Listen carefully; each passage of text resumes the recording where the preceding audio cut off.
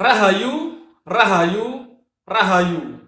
Ketemu lagi dengan saya, Teddy Wahyono, di channel tempat mengenal keris dan pusaka Nusantara lainnya dengan akal sehat dan hati terbuka. Nah, untuk kali ini saya akan membahas sebuah keris yang bisa dibilang untuk materi bahannya dan hasil tempaannya sangat istimewa. Sebenarnya keris ini didapatkan dari daerah Jawa Barat ya. Jadi memahari dari seseorang di daerah Jawa Barat. Tapi kalau melihat bilangnya, ini adalah keris dari daerah Jawa Timur. Jadi saya perkirakan dari Jawa Timur. Nah, apa keistimewaan keris ini? Nanti akan saya bahas. Nah, sebelumnya buat teman-teman yang belum subscribe, silahkan subscribe dulu biar tidak ketinggalan informasi dari channel ini. Nah, sekarang mari kita lihat langsung ya. Jadi kalau teman-teman perhatikan bilah dari keris ini memiliki tempaan yang cukup rapat. Kalau pamornya melumah ya, pamornya melumah dan agak jarang juga gitu. Mungkin teman-teman sudah bisa memperkirakan dari ini keris dari era mana. Ya, kalau saya pribadi ini memang memperkirakan dari era Mojopahit. Dan ini seperti keris-keris tempaan Mojopahit. Karena kalau teman-teman lihat ini bilahnya cukup rapat juga ya hasil tempaannya ya.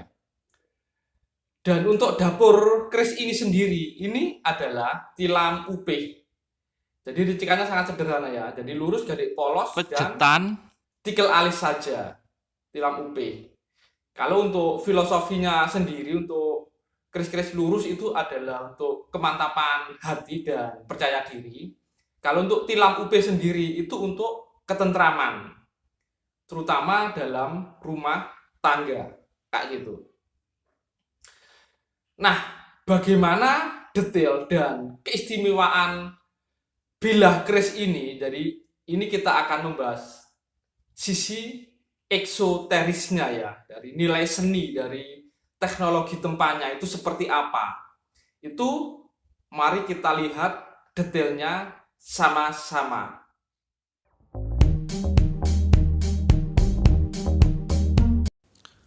Nah, ini adalah penampakan bilah dari keris dapur tilam upih ini ya.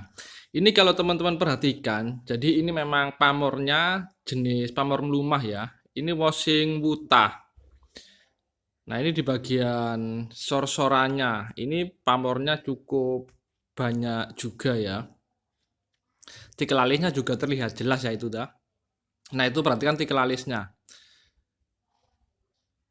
Nah, jadi ini memang dapur tilam upih. Itu kalau bilahnya teman-teman perhatikan, itu tempaannya itu terlihat cukup rapat ya. Jadi terlihat sangat punel istilahnya atau pulen. Jadi tidak terlalu nyerat karena memang keris-keris Mojopahit memang tempaannya itu atau lipatannya sekitar 2000 lipatan. Nah, ini garamnya sangat bagus ya. Tikel alisnya itu masih terlihat sangat jelas ya. Sangat jelas. Dan sangat bagus. Ini bisa dibilang sebuah artefak yang cukup langka. Karena walaupun berusia lama, tapi kondisinya masih utuh. Nah, ini kalau kita perhatikan, jadi masih cukup pulen ya, cukup. Jadi nggak nyerat atau sangat rusak. Jadi kemungkinan besar ini memang terawat ya. Tapi bilahnya terlihat lebih tipis karena memang sudah mengalami pencucian ya dan mungkin pewarangan sampai ratusan kali gitu loh. Nah, jadi ini bagiannya terlihat sedikit kropos itu justru di bagian atas karena memang lebih tipis. Tapi secara keseluruhan ini masih sangat utuh. Pamornya ini malah mulai cebrit ya. Tapi kalau yang bawahnya agak lebih rapat, lebih banyak. Nah, ini teman-teman bisa perhatikan dan hafalkan ya keadaan bilah dari keris-keris sepuh, dan ini salah satu contohnya. Ini yang dari era Mojopahit. Nah, ini bagian sorsornya ini memang membentuk Rojo Gundolo juga ini. Jadi berpamor Rojo Gundolo. Nah, Dan rancang bangunnya sendiri pun kalau teman perhatikan sangat lugas ya. Nah, dan kesannya juga wingit. Sangat wingit, itu ciri khas keris-keris Mojopahit.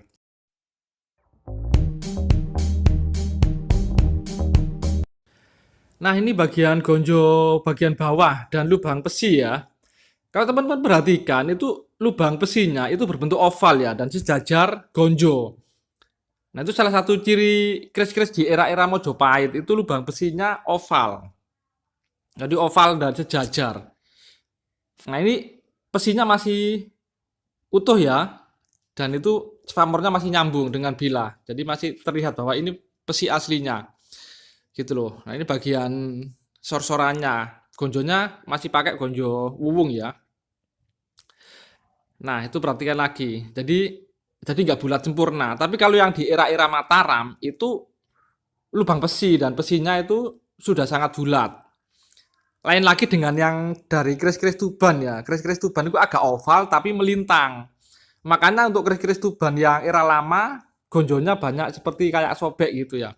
Nah, ini bagian sor-soran dari keris ini ya. Itu bagian watidangnya kalau teman perhatikan sudah mulai kropos atau kalah ya. Jadi sehingga gonjonya terlihat agak nyakil yang bagian belakang itu. Nah, ini bilah secara keseluruhan. Terkesan sangat-sangat wingit. Dan mungkin itu aja informasi dari saya. Semoga bermanfaat dan jangan lupa like dan subscribe-nya.